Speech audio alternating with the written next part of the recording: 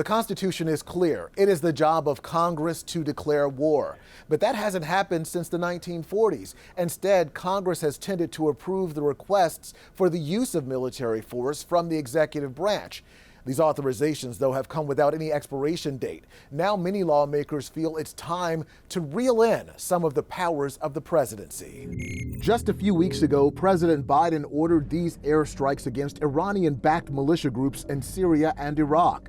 The White House insisted they were necessary and in response to previous attacks on American assets. We have been very clear, the president has been very clear throughout that we will act to protect U.S. personnel. It was necessary, appropriate, and deliberate action, these strikes designed to limit the risk of escalation.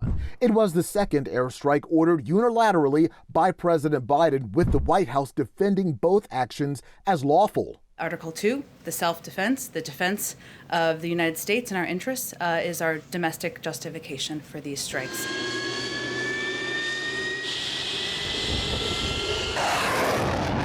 The orders came as lawmakers had already begun working to repeal the 2-decade-old authorizations for the use of military force in Iraq. They also allowed the president latitude to order strikes like these recent ones. These authorizations tend to be broad and have, in effect, shifted some war powers to the presidency. They're often phrased not just as the United States is at war with country X, but here's a threat that the United States is facing, and the president is authorized to use, let's say, all necessary and appropriate force or some such language in order to eradicate that threat. This executive order I'm signing. Some in Biden's own party are sounding the alarm about possible abuses of the authorizations, which presidents from both parties have used to legally justify various military operations while also circumventing Congress. The House already passed a measure to curtail this executive power. Biden appears supportive of one passing the Senate as well. Try to be as persuasive as I can. The president has talked about his desire to update and work with Congress, Senator Kaine and others, to update authorization parameters and legislation. The Senate will come to order. Where you stand depends on where you sit. Michael O'Hanlon is a senior fellow with the Brookings Institution. My view on Biden's Senate record is that he generally wanted Congress to be more involved. But my view of his 8 years as vice president is that the Obama administration didn't do that much to get Congress more involved, even though both he and Barack Obama had been senators. That's why O'Hanlon is not convinced that, as president, Biden's push to alter war powers will be wholehearted or sustained. Once you're in that White House, you tend to like your own flexibility, and you tend to prefer the fewest restrictions possible.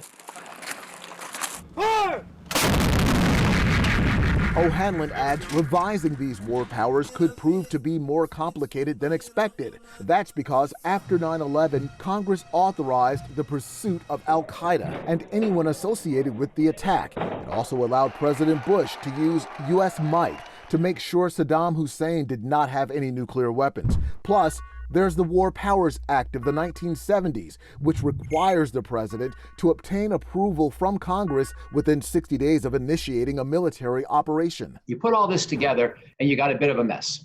And Joe Biden, I think, is going to have to ask himself, is he content to just try to filibuster, so to speak, the Senate and the House on this issue and stick with the powers he has now, which from a president's point of view aren't so bad because they give him a lot of leeway? Or does he agree that, especially in a world where Donald Trump may be president again, someone like Donald Trump may be president again, it's better to make sure that there is strict oversight, checks and balances, and a return more to what the founding fathers arguably wanted? O'Hanlon adds any revisions or limits would have to be done carefully because of the world in which we live. If you limit the geographic scope of your authorization on the use of military force, then you perhaps give a future terrorist group or someone else sort of carte blanche to do bad things outside of that zone. Some lawmakers argue change is needed because the ongoing involvement of American troops in the Middle East over the last 20 years looks and feels like a low-scale war, one that was never approved by Congress. In Washington, Eric Phillips, CBN News.